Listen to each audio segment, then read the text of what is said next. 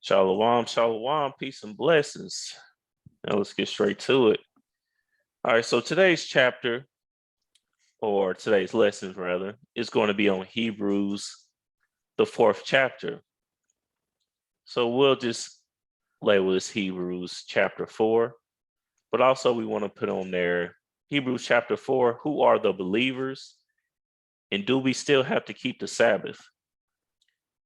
And I'm doing this lesson because, our brothers and sisters in the Christian faith, they go to this chapter to justify certain things, like saying, I've heard the Sabbath is every day now. They'll use this to justify Sunday worship, to justify that the law is done away with. Jesus is my rest, and so on and so forth. I know you brothers and sisters have heard that as well. And, we have to be aware of these type of things because, they can sound good to the naked eye. They can sound good, but it's just not biblically based. It's just not in here. Christ or Yahawashi is our rest, but that does not mean that we no longer have to keep the Sabbath. It just doesn't say that. All right. It's just not in there. It's kind of like, I think of it like, when you have Christians say, nowadays they getting access to a little bit more information, and they'll say, well, I know Christmas isn't Jesus's birthday, but we've Christianized it. No, you can't Christianize a wicked pagan holiday. You just add into the word. But anyways, today we're going to analyze these concepts. Is the Sabbath done away with? What is rest? And importantly, what is a believer? Since we see it says here a believer's rest. What is a believer? All right, is it somebody that just, says in their mind that I believe, therefore I'm good. I don't have to do anything. Just show up, go in church and fall asleep and open up the Bible that's already there in the pews to read one verse and then lay back down. Let's see if that's what the definition of being a believer is, and do we have to keep the Sabbath? All right, so let's go ahead and get on in it. Let's start with Hebrews, the 4th chapter and the 1st verse. It's the book of Hebrews, chapter 4 and verse 1. Let us therefore fear, lest a promise being left us of entering into his rest, any of you should seem to come short of it. So in this very first verse alone, it already destroys the thought and the concept of the Sabbath being done away with. If you know what you're reading, it's very plain here. It says, let us therefore fear. We got to pull a classic here because we do have some that's not actually exposed to this. In 1 second, let me all right. So fear. Let us therefore fear. Let's pull a classic. Psalms chapter 111 and verse 10. It's the book of Psalms, chapter 111 and verse 10. The fear of the Lord is the beginning of wisdom. A good understanding have all they that do his commandments. His praise endureth forever. The fear of the Lord is the beginning of wisdom, and a good understanding have all they that do his commandments. So Paul is telling you to keep the commandments right here. And what is the 4th commandment? Is to keep the Sabbath. So if you understand what you're reading, you already can dispel that just in the very first verse. All right. Either way, he didn't write us to start adding on or taking away commandments anyway. All right. All the men of the Lord are in, one song, lockstep, in one vision. All right. So it's not like you have Moses on one thing, Christ on one thing, and Paul on another. That's not how it works. because the word of the Lord is pure. All right, but anyway, this is why it's important to understand the quote unquote Old Testament, right? Because you can miss that. Now, that was the first point. Let's therefore fear. This is talking about keeping the commandments. That's how you fear the Lord.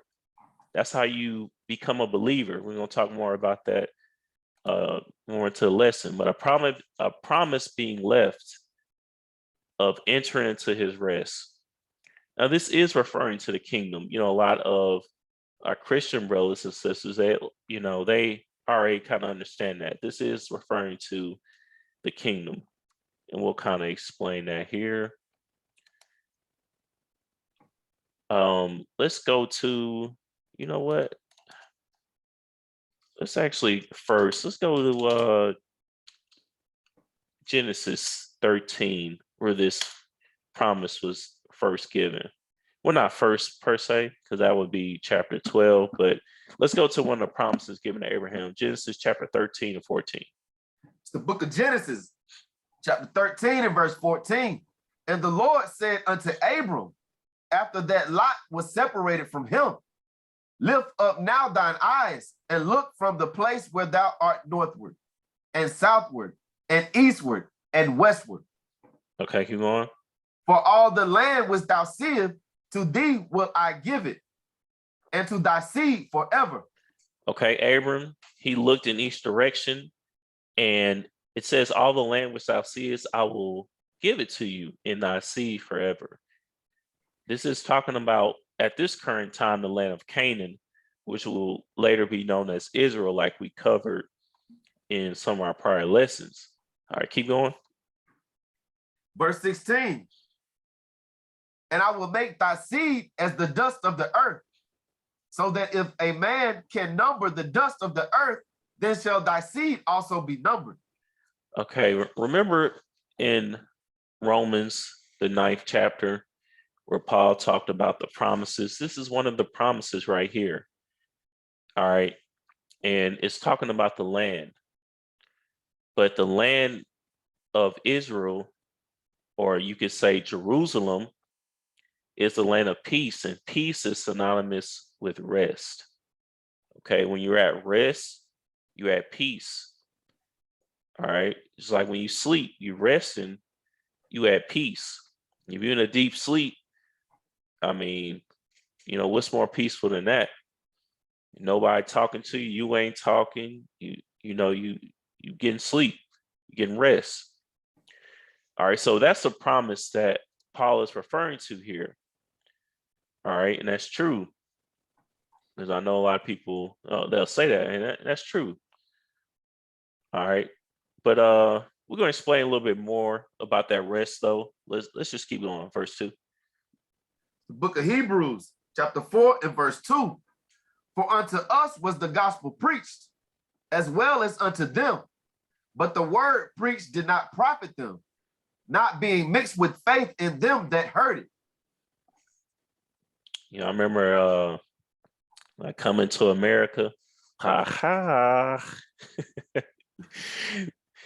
Let's take a look at something here that I really didn't realize my first time reading this through. Now, notice this is the book of Hebrews now, right? This is the book of Hebrews. It says, for unto us was the gospel preached, as well as unto them. You know, every time you see us and them, people tend to think Israelites versus non-Israelites, aka Jews and Gentiles.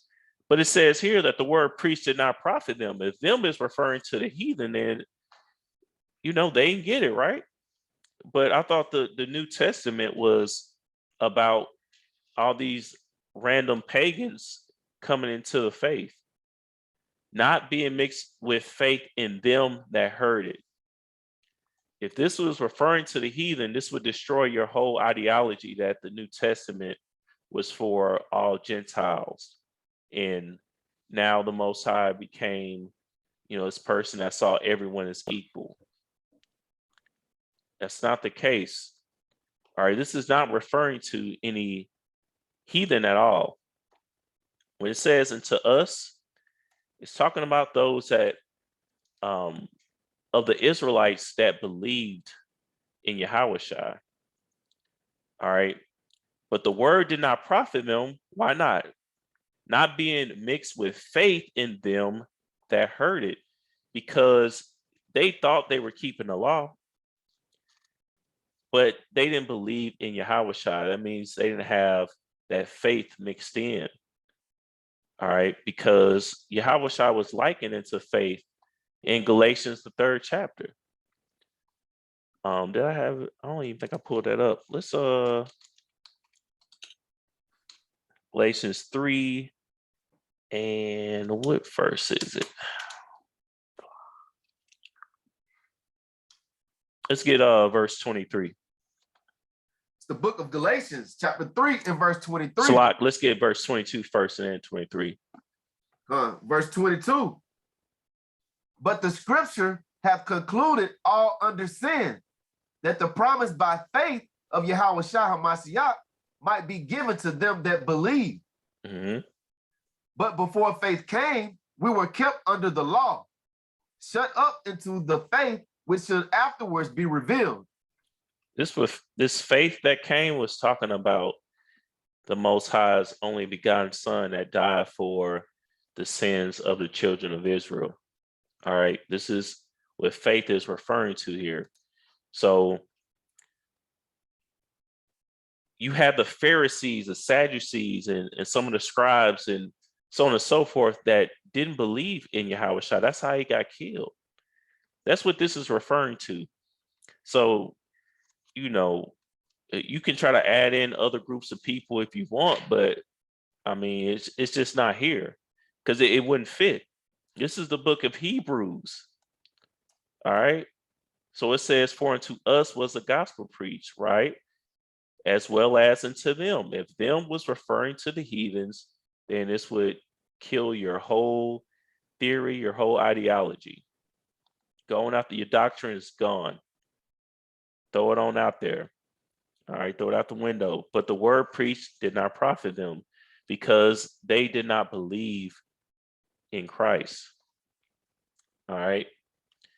So let's get that though. Who didn't believe in Christ? Let's actually get a little bit more on that. Let's get Acts 4 and 20, start at 26. It's the book of Acts, chapter 4 and verse 26. And it reads, the kingdom of the earth stood up, and the rulers were gathered together against the Lord and against his Christ. All right. Let's see who exactly that was. So keep going. For a truth against the holy child Yahawashi, whom thou hast anointed, both Herod and Pontius Pilate with the Gentiles and the people of Israel were gathered together. Okay, so you see, pretty much everybody was against Yahawashi, but as you see, the word was only given to the children of Israel. All right. So we know that this them is referring to these people here, the people of Israel that were gathered together against Yahawashi. All right, this verse is telling you exactly who did not accept Christ when he came in verse 28. Verse 28, for to do whatsoever thy hand and thy counsel determined before to be done. It was determined before how Yahawashi would be accepted, or lack thereof would be rejected when he came on the scene. Let's get Isaiah, the 51st chapter. We can start at let's just start at verse 2. It's the book of Isaiah, chapter 53 and verse 2. For he shall grow up before him as a tender plant, and as a root out of a dry ground, he hath no form nor comeliness. And when we shall see him, there is no beauty that we should desire him. Let's talk about Yahawashi. All right, the branch of David. All right, keep going. Verse 3, he is despised and rejected of men, a man of sorrows and acquainted with grief, and we hid as it were our faces from him. He was despised, and we esteemed him not. we esteemed him not. That's who Hebrews chapter 4 is talking about. All right, them that did not accept Christ, because they did not accept the word being mixed with faith. And that's the ingredients that you need, that mixture that you need to make it into the kingdom.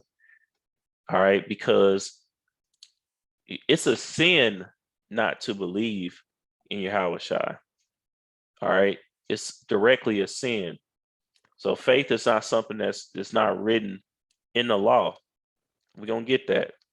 That's a sin. So you can't make it to the kingdom in sin. All right. But this is referring to Yahawashi. If you read the whole chapter, you'll see that. Let's get verse 5. Verse 5. But he was wounded for our transgressions. He was bruised for our iniquities. The chastisement of our peace was upon him. And with his stripes, we are healed. See, it's referring to Yahawashi. You see, it keeps saying our peace, for us, our faces upon him, because this is referring to the children of Israel. That's who Isaiah was writing to. All right. So this whole chapter is talking about the man Yahawashi. All right. Who the world calls Jesus Christ. Okay. And we know that this is referring to Yahawashi because it's just straight up said, in the book of John. Where I got you at? Yeah, right here. John 1:45. The book of John, chapter 1 and verse 45, and it reads, Sirach. I'm gonna say that. Let's go over because it's actually hitting a different point. We're gonna get that in a second.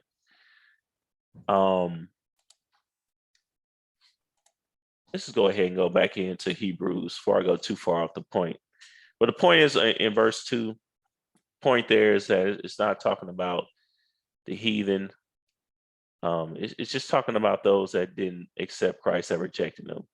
All right, of our people. All right, let's get verse 3. Book of Hebrews, chapter 4 and verse 3. For we which have believed do enter into rest, as he said, as I have sworn in my wrath, if they shall enter into my rest, although the works were finished from the foundation of the world. Paul's being brilliant right here when you really think about it. All right, he's precepting this from Psalms chapter 95. All right, again, because in the time of the quote unquote New Testament, you only had the Old Testament. All right, none you say can get around that. All right, let's get the book of Psalm chapter 95. And for his point in verse 3, we'll just start at verse 8. Book of Psalms chapter 95 and verse 8. Harden not your heart, as in the provocation and as in the day of temptation in the wilderness. Keep going. When your fathers tempted me, proved me, and saw my work. This is referring to Numbers, the 14th chapter. So if you don't understand if you don't understand the book of Psalms, the 95th chapter, which is going back to Hebrews 4, then you won't also understand that this comes from Numbers, the 14th chapter. So that's why you have to have the whole volume of the book. You can't jump into Hebrews 4 and then start saying, well, we don't have to keep the Sabbath anymore. You're just going off, man.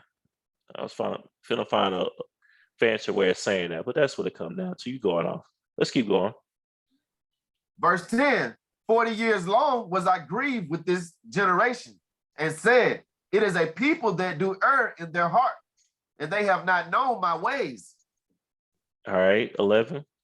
Unto whom I swear in my wrath that they should not enter into my rest. This is where Paul got this from. And to whom I swear in my wrath that they should not enter into my rest. At this time, it was referring to entering in the land. But where did I do it? Oh, did we I don't think we ever. Yeah, let's get Revelation 21, 1 through 2. It's the book of Revelations, chapter 21 in verse 1. And I saw a new heaven and a new earth, for the first heaven and the first earth were passed away, and there was no more sea. Keep going. And I saw the holy city, New Jerusalem, coming down from the Most High out of heaven, prepared as a bride adorned for her husband. Now you see, first of all, we should use this for the marriage parable. I don't think I brought this out. I meant to, but didn't get a chance. But as you see, another parabolic form of a bride and a husband. But anyway, to the point though, here, the kingdom of heaven is New Jerusalem. Now, you know, maybe certain church systems they teach that and they tell you that, but I mean, I don't know, man. It sounds like a place that Israelites would be at if that's, you know, the capital of Israel. I don't know, man. But the point is though that Jerusalem, again, is likened to peace. All right, so ultimately, that's going to be the land that we enter to enter into his rest. All right. At this time in the book of Psalms and the book of Numbers, it was referring to the land. But remember, everything is a shadow of things to come. So the Israelites being led, let's go through the timeline really quick. We were in slavery in Egypt, right? Moses came through the power of the Most High, delivered us out of Egypt. We went in the wilderness, and then we went into the land, into the rest. At that time, it was called the rest. But that was the first, you could say that's the old Jerusalem or the first Jerusalem. The new Jerusalem is going to be a kingdom of heaven. All right, we never have to worry about a wilderness or, you know, unrighteousness or anything like that ever again. That's why it's called a rest. All right, let's get this real quick so I can show you that when the Israelites went into the land the first time, it was them giving rest. Let's get Joshua 23 and verse 1. The book of Joshua, chapter 23 and verse 1. And it came to pass a long time after that the Lord had given rest unto Israel from all their enemies round about, that Joshua waxed old and stricken in age. Okay, so this was after Israel came in and demolished most of all the nations that lived in the land of Israel. All right, and what does it say here? It came a long time after the Lord had given rest unto Israel. All right. So here, unto whom I swear in my wrath that they should not enter into my rest, that was referring to the wicked Israelites that didn't believe. All right. And when you don't believe, you don't keep the commandments. They are tied directly together. You can't believe and not keep the commandments. You can't not keep the commandments but still believe. You can't. They go hand in hand. That is the proof of your belief when you keep the commandments. All right. That's just showing the display of your work into the Most High. The church will have you believe that you're already finished. You don't have to do anything else. Once you go in that church that's, you know, has been there for all these generations, taking up all this time, money from our people, still in the same position. But anyway, you go up in that church and say, I confess Jesus Christ to be my Lord and Savior. They convince you that you're done at that point. Now you're a believer. You're good to go. Let's go to, you know, one Sunday school a year, 4 or 5 church services after you've been at the club all night. All right. Which I'm not saying is directly some wrong, but hey, it is what it is. You know, you've been doing Lord knows what the night before, you come in church and you finish it. That's not how it works. Not how it goes. You still have to work to appease the Most High, to enter into this rest. All right, just like our people did in the wilderness. All right, but that's what it means in by entering into my rest. This first time, that first rest, which the children of Israel were led by Joshua, what is the English version, for the lack of better terms, of the word Jesus? It's Joshua. All right, so the Joshua from the northern kingdom led the Israelites into the first rest, and then you're going to have Joshua, quote unquote, or Yahawashi leading the Israelites into the New Jerusalem, the last rest. All right, northern kingdom and southern kingdom both have the same name. Even in the Hebrew, it would be Yahawashi. Joshua would be Yahawashi. All right, but we wouldn't call him that just so we wouldn't, not to mix them up. But Joshua in Paleo Hebrew is Yahawashi as well. All right, let's get Numbers chapter 14, like we were talking about. Let's get the verse. Verse 1. The book of Numbers, chapter 14 and verse 1, and it reads, "And all the congregation lifted up their voice and cried, and the people wept that night. Keep going. And all the children of Israel murmured against Moses and against Aaron. And the whole congregation said unto them, Would the Most High that we had died in the land of Egypt, or would the Most High we have died in this wilderness?" Wow. So the children of Israel have been in captivity for 4 centuries, 400 years. They get out and now they complaining. All right. They rather be a comfortable slave than an uncomfortable free man. Let's get verse 3. Verse 3, "And wherefore hath the Lord brought us into this land, and fought to fall by the sword, that our wives and our children should be a prey? Were it not better for us to return into Egypt?" These mugs want to go back. Keep going.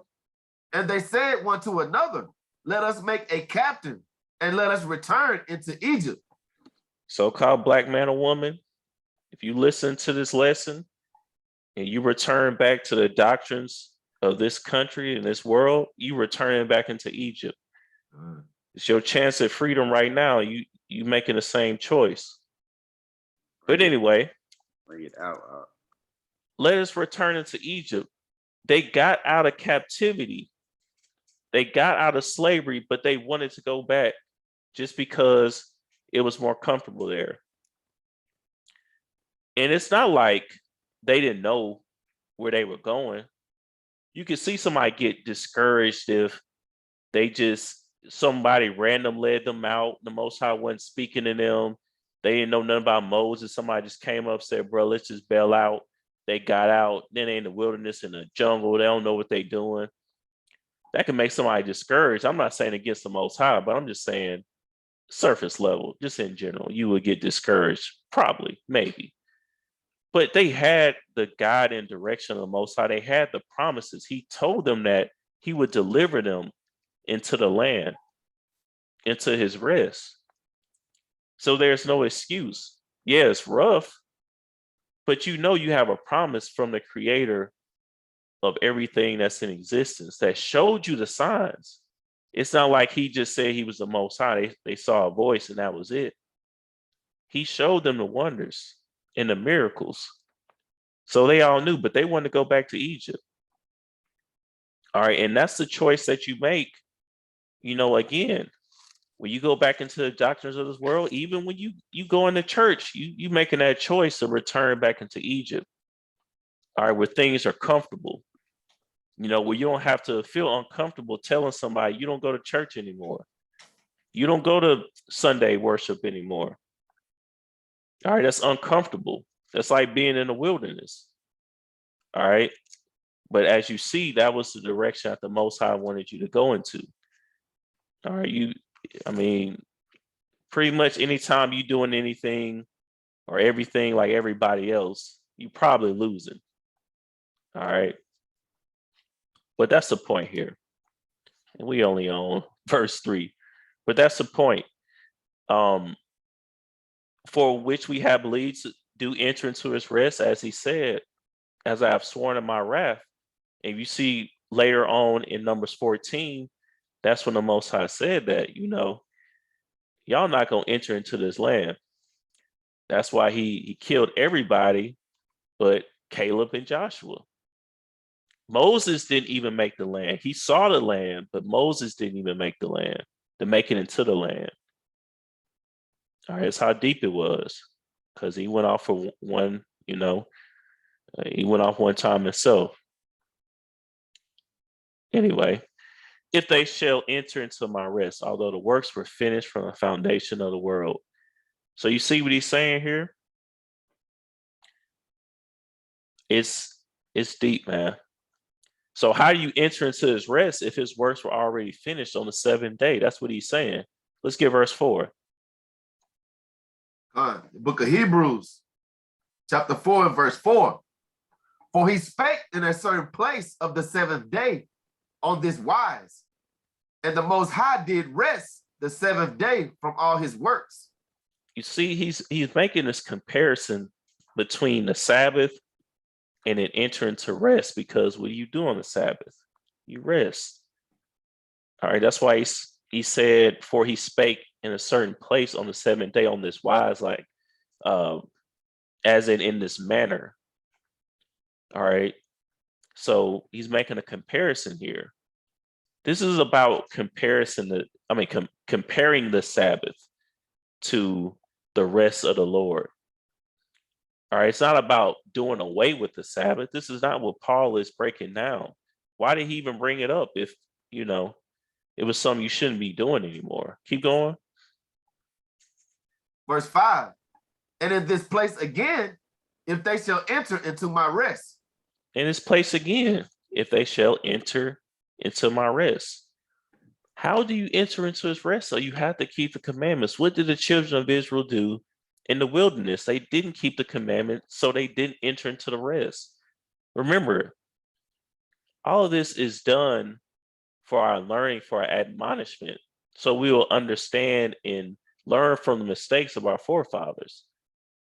All right. You see that unbelief got them killed? Matter of fact, let's get more on that. Let's just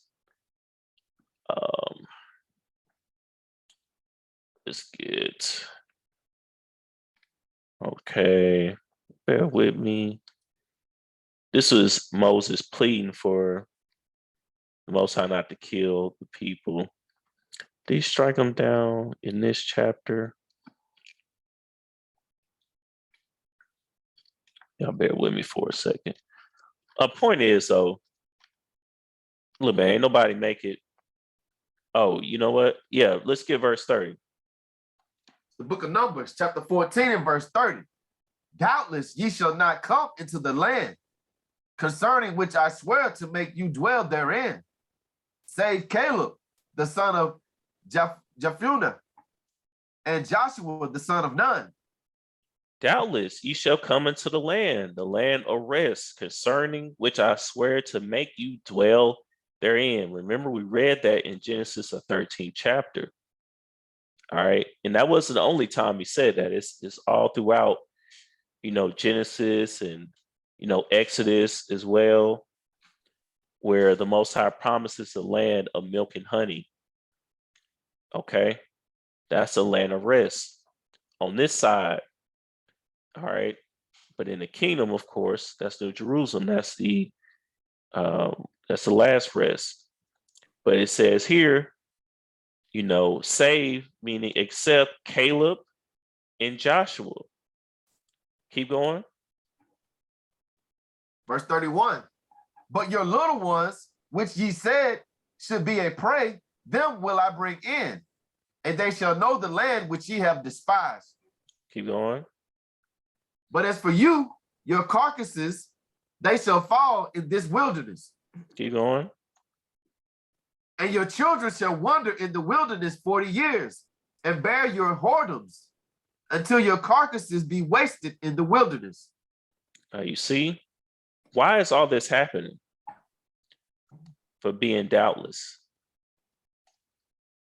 for not believing, for murmuring against the Most High, for doubting his word. That's what you do when you don't keep the commandments. You doubt the Most High's word, which is pretty much another way of saying sin. You transgressing the law, all right, which is worthy of death. That's what happened to the children of Israel. All right, 34. Verse 34. After the number of the days in which ye search the land, even 40 days, each day for a year, shall ye bear your iniquities, even 40 years, and ye shall know my breach of promise. The commandments. Keep going. I, the Lord, have said, I will surely do it unto all this evil congregation that are gathered together against me. In this wilderness they shall be consumed, and there they shall die. All right, that's how you got rid of the children of Israel. Let them wander in the wilderness for 4 years, kill them all off. All right, the wages of sin is death, and there they shall die. That is also a shadow of things to come. All right, because the sinners, they're not going to make it into the kingdom. How can a defiled entity make it into a kingdom filled with righteousness? All right, that's in Romans 14 and 17. Let's get that real quick. The book of Romans, chapter 14 and verse 17. For the kingdom of the Most High is not meat and drink, but righteousness and peace and joy in the Holy Spirit. So you can't come in the kingdom defiled. You messing up the peace, the righteousness, the joy. All right, you can't come in like that, man. So that's why the children of Israel were killed. This is all an example. All right, so we'll learn from this. But again, if you don't believe, if you read Numbers, the 14th chapter, and think it's just a fairy tale, you're not going to have any fear. If you don't have any fear, you're not going to think of heeding to the word, to the commandments.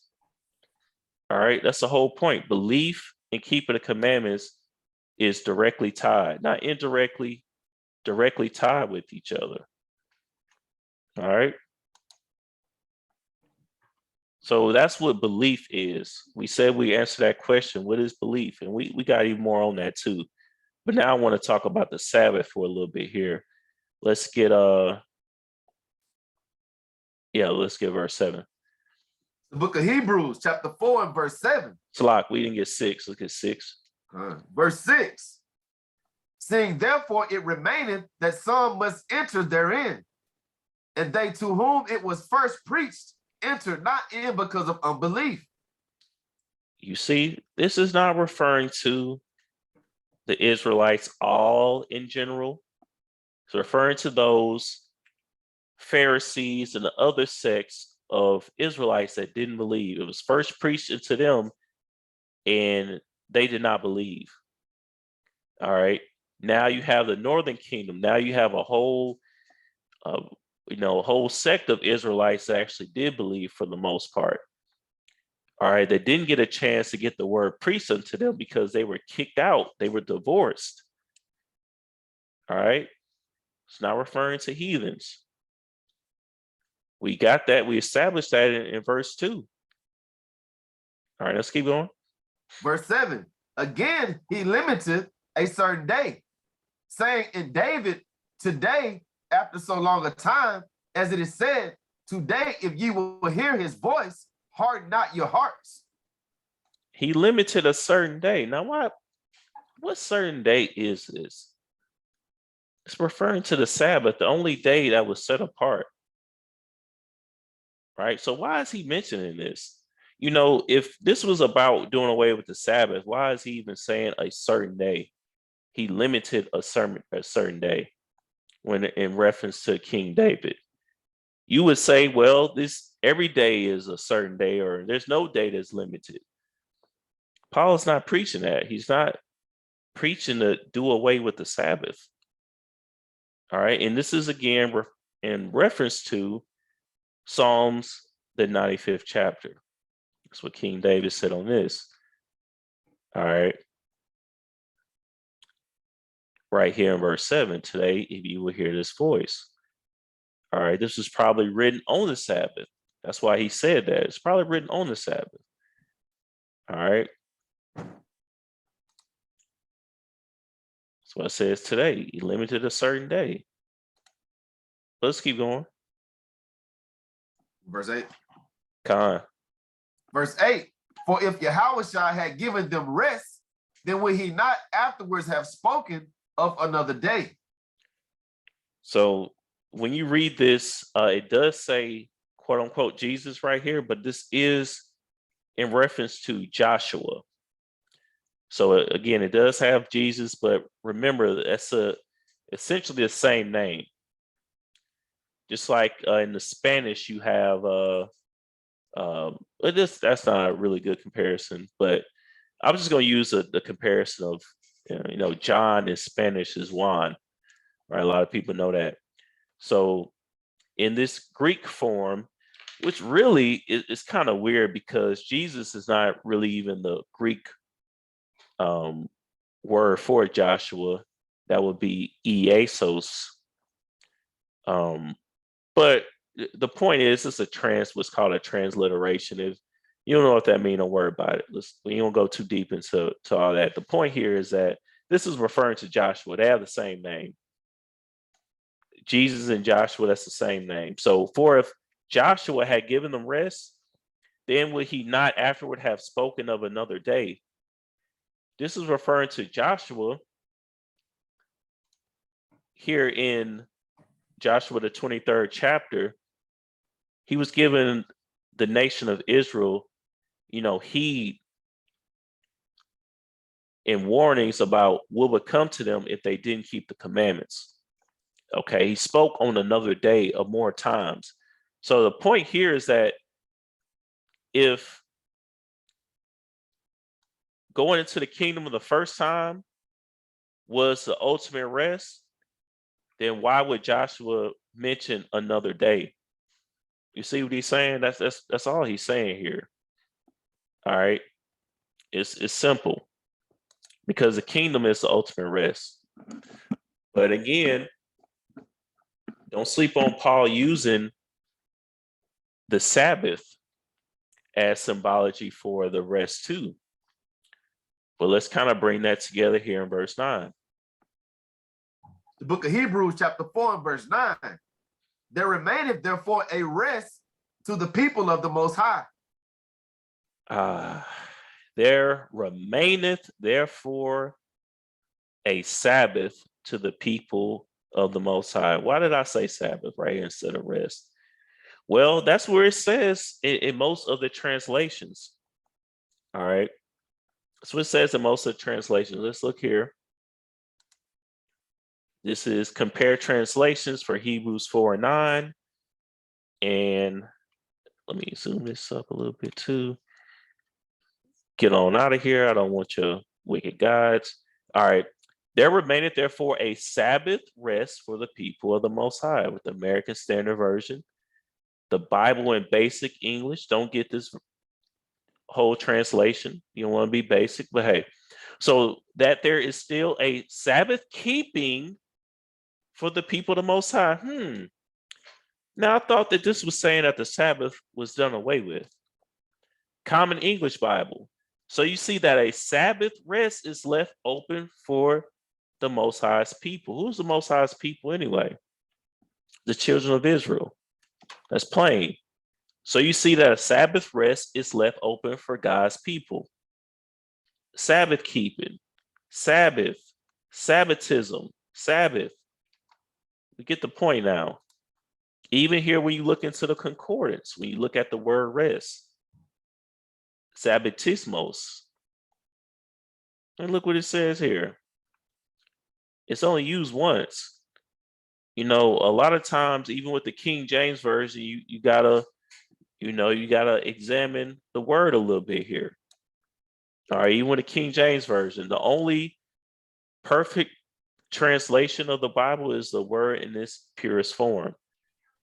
All right. I'm not saying that every single word you see is going to have a deeper underlying meaning. It's not like that, but just certain times you just got to do a little bit more investigation.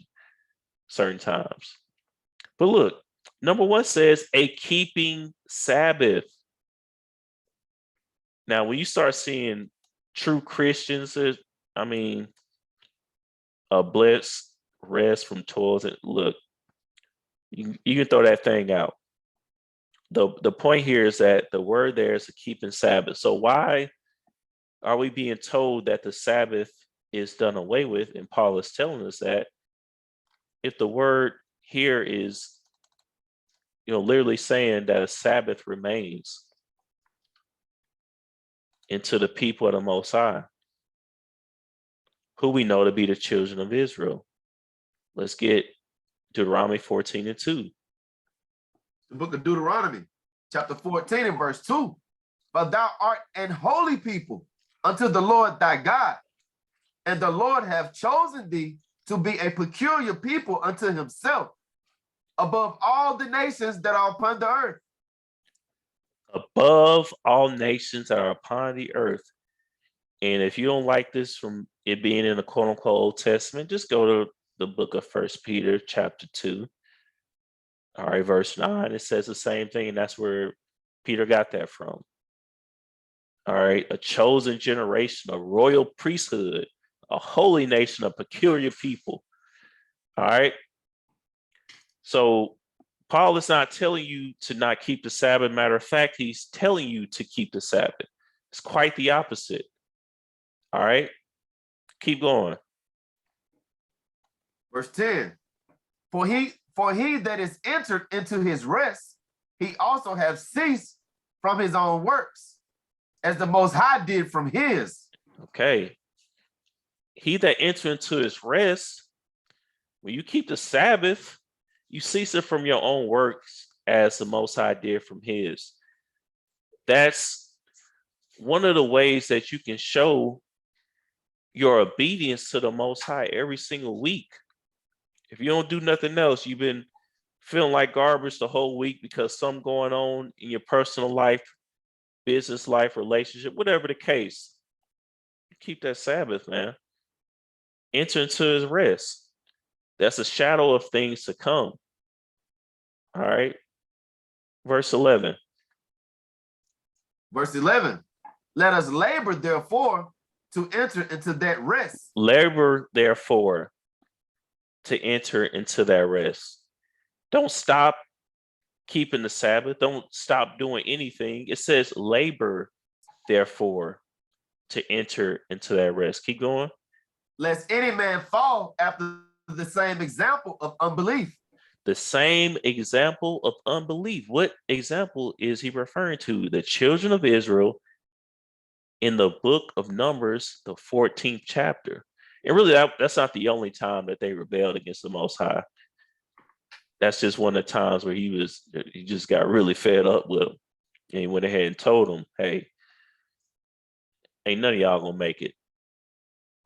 Except for the 2 believers, being Joshua and Caleb. All right, the children of Israel that did make it into the land, that was actually the descendants of the original Israelites that came out of the land of Egypt.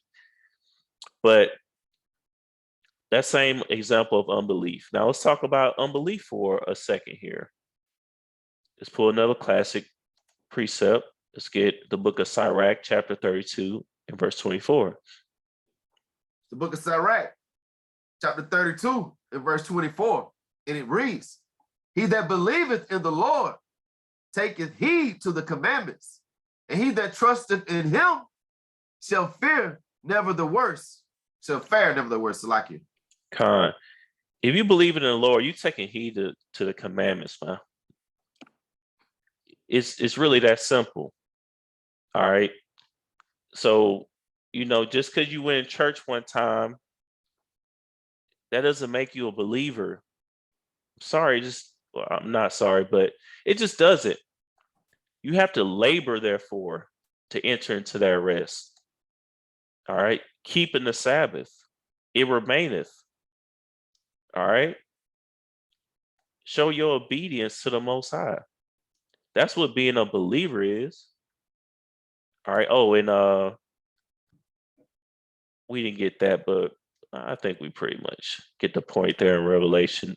Sirach in Genesis, the 2nd chapter, the Most High sanctified the 7th day. So that's what that's in reference to.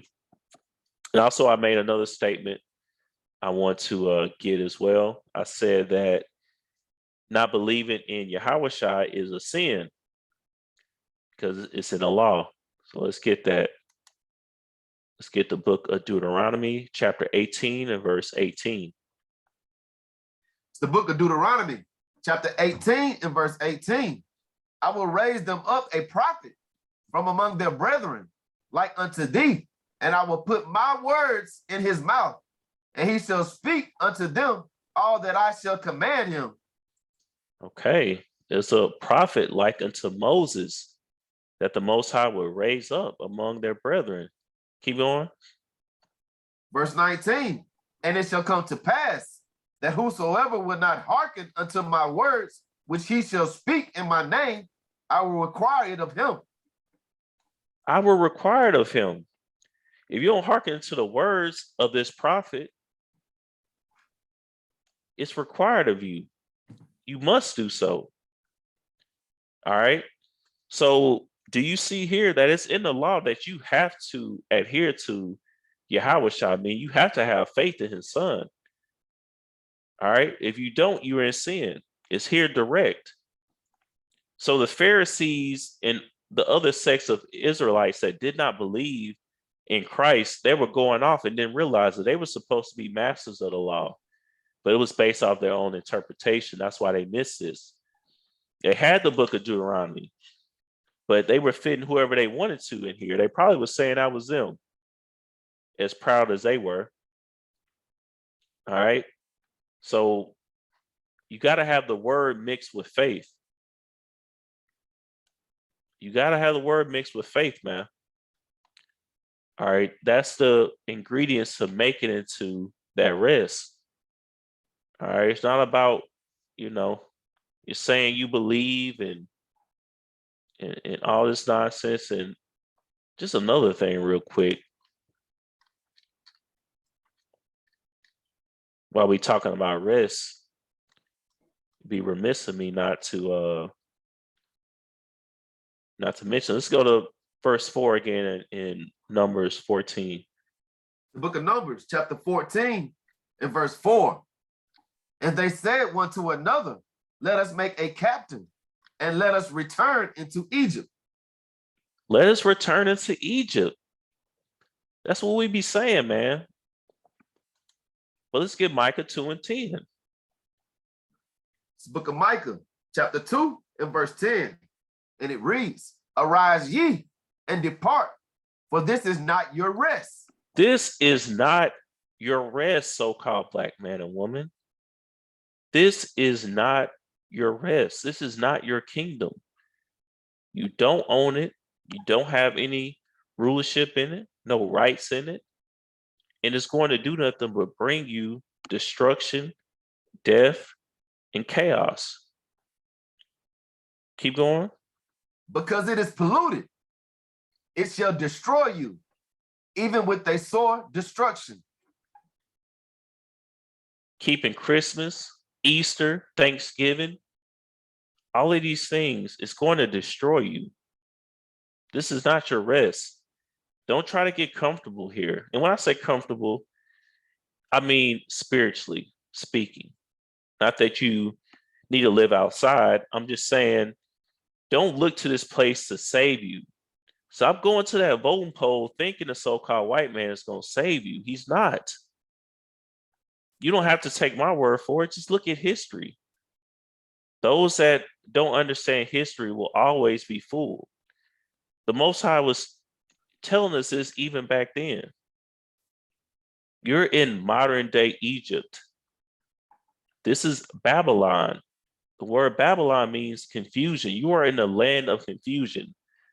That's why you have pedophiles everywhere. That's why you have transgenders, and that's confusion. For someone to say that they're one thing that they're not, like if I sit up on here and say that I'm a T-Rex, you would say something was wrong with me. That's confusion if I really believe that. So how much more does somebody that don't even understand what gender they are when they can look down at their genitalia? This is not your rest. All right. Your rest is in the Most High and His Son, making it into the kingdom. But you have to adhere to the word, the true understanding of the word, to be able to enter into that rest, or we'll all be killed off like the children of Israel were in Numbers the 14th chapter. It's that simple, man. Let's get Matthew chapter 11 and verse 28. The book of Matthew, chapter 11 and verse 28, and it reads, "Come unto me, all ye that labor and are heavy laden, and I will give you rest." And I will give you rest. Come unto me. Yahawashi is the word. The word is telling you to come unto me. All right, keep going. "Take my yoke upon you and learn of me, for I am meek and lowly in heart, and ye shall find rest unto your souls." Learn of me. This is the word speaking. Learn of me. Search the scriptures, man. I'm meek and lowly in heart. You shall find rest. Once you realize that the so-called white man is not going to save you, you enter into a different type of rest. Once you realize it's a reason that your people were in captivity, you were in slavery, you enter into a rest. All right, keep going. "For my yoke is easy and my burden is light." My yoke is easy and my burden is light. You may be thinking, oh my gosh, I can't keep all them commandments. Yes, you can. Well, when I say all, to the best of your ability, and I'm not just making it up myself, we know that the word tells us that. Bring that out, 1 John chapter 5, verse 3. It's the book of 1 John chapter 5 and verse 3. "For this is the love of God, that we keep his commandments, and his commandments are not grievous." They're not grievous. My yoke is easy. That's what Yahawashi said. The yoke is easy. The word said, come unto me. All right. That's the love of God, that we keep his commandments. All right. Not that you go in church and eat that little stale bread with the Welch's grape juice up in there, man. That's not the love of God. Where is that commandment at? All right. Y'all probably eating Ritz and everything in there these days. Probably drinking wine. In there having wine down Sunday. I don't know. But that's not a commandment, man. All right. That's not the love of God. It's keeping his commandments. The Sabbath that remaineth, like Brother Paul was bringing out. All right. The entrance to his rest. The rest of that stuff, man, it's all phony, man. All right. So let's get verse 12. Book of Hebrews, chapter 4 and verse 12, and it reads, "For the word of God is quick and powerful and sharper than any two-edged sword, piercing even to the dividing asunder of soul and spirit, and of the joints and marrow, and is a discerner of the thoughts and intents of the heart." Ooh, brother, bring that out one more time, please. "For the work of God is quick and powerful and sharper than any two-edged sword, piercing even to the dividing asunder of soul and spirit, and of the joints and marrow, and is a discerner of the thoughts and intents of the heart." Man, I can't even follow nothing up with that, man. It's just, I love that verse, man. Look, the word of God is quick, it's powerful, it's sharper than a two-edged sword, because Yahawashi, or the word, is the truth. You know anything about the truth, it just sets everything apart. All right. You know, when you tell a lie, if someone is coming on to that lie, you have to tell more lies to try to cover up that first original lie. And then you dig yourself, what they call digging yourself in a hole. You have to continue to lie and lie and lie. But the truth is just bare. Here's the truth. Keep the commandments. You can't say nothing to it. Ain't nothing to add on to it. It's pure. It's powerful. Cut you like a two-edged sword. Pierce through. Dividing. All right. Christ is a divider. All right. Let's bring it out. Luke 12:51. The book of Luke, chapter 12, and verse 51. And it reads, suppose ye that I come to give peace on earth? I tell you, nay, but rather division. Man, he coming to bring division. He's not coming out here just say, okay, you was a sinner, you ain't pay me no attention, you ain't open your Bible up since 1993. You know what? You good. Let's all come together. He's not coming to do that. Not because I said so. Just read Luke, the 12th chapter right here. All right, that's the word. It divides, it brings division. The truth brings division. Those that tell the truth, they're less likely to have friends and associates. People hate hearing the truth. That's right. People hate hearing Yahawashi. He is the truth. They hate hearing the word of the Most High because now you got to stop what you're doing. And you know that you ain't doing right. So that cuts you even more. It's sharp, man. Divides the asunder of the soul and the spirit, the joints and the marrow. How you bleed, man. It's a lot. Con. A precept just to add on there. The book of Galatians, chapter 4 and verse 16.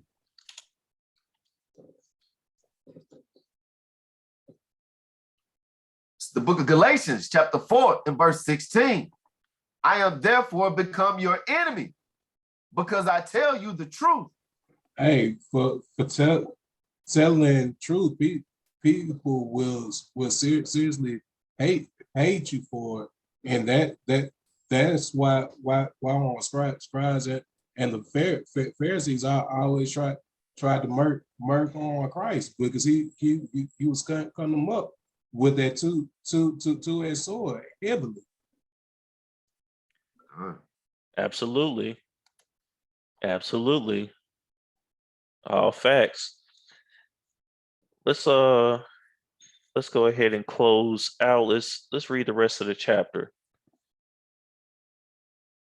Starting with verse 13. Con. The book of Hebrews, chapter 4 and verse 13. Neither is there any creature that is not manifest in his sight, but all things are naked and open unto the eyes of him with whom we have to do. Seeing then that we have a great high priest that is passed into the heavens, Yahawashi, Son of the Most High, let us hold fast our profession.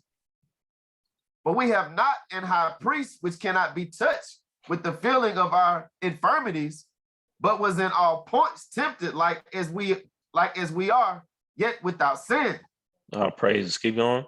Let us therefore come boldly unto him, unto the throne of grace, that we may obtain mercy and find grace to help in time of need. Con. So again, this is referring to keeping the commandments, because if not, verse 11 would not be telling you not to fall after the same example of unbelief. That's what they did. They did not keep the commandments in Numbers, the 14th chapter.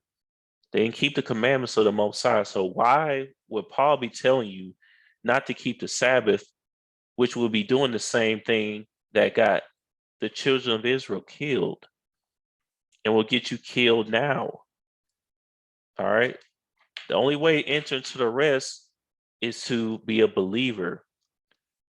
You have to be a believer. To show your belief to the Most High, you have to keep the commandments. Did not James in the book of James, the 2nd chapter, say that faith without works is dead? I was going to ask you to bring out that precept on 2:18, James 2:18.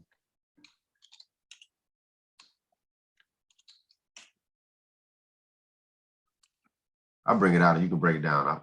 Come on. Book of James, chapter 2 and verse 18. Yea, a man may say, thou hast faith, and I have works. Show me thy faith without thy works, and I will show thee my faith by my works. I will show you my faith by my works. You're going to listen to a significant other that tells you that they love you and they've done nothing to show you? All right. It's not Israel, the bride of Yahawashi, being the bridegroom that we read. We have to show that by faith, by works. All right. It's not good enough to say you believe, because anybody can say that. All right. You can say anything. That doesn't mean it's true. Look at this. I'm 7'3". I'm 7 foot 3 inches tall. And I'm not. I said it, but that doesn't mean it's true. You can say anything. Only your works matter, not your little vain words and your vain imaginations, man. So that's the point here, man. All right.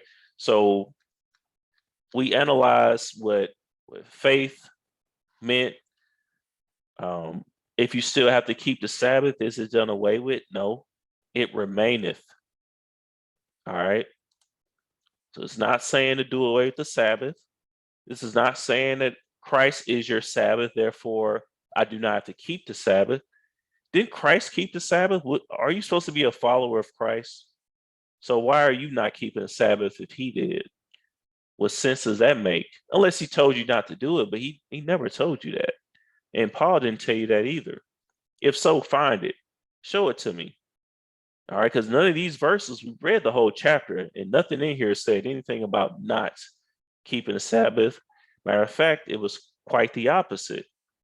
So, yes, you do still have to keep the Sabbath. The final rest is the rest of the kingdom, but also you exhibit that now by keeping the weekly rest known as the Sabbath. A believer is those that keep the commandments. All right. So those were my points. We have some other precepts there, but we pretty much got the points that I wanted to hit. So with that, I yield. Excellent.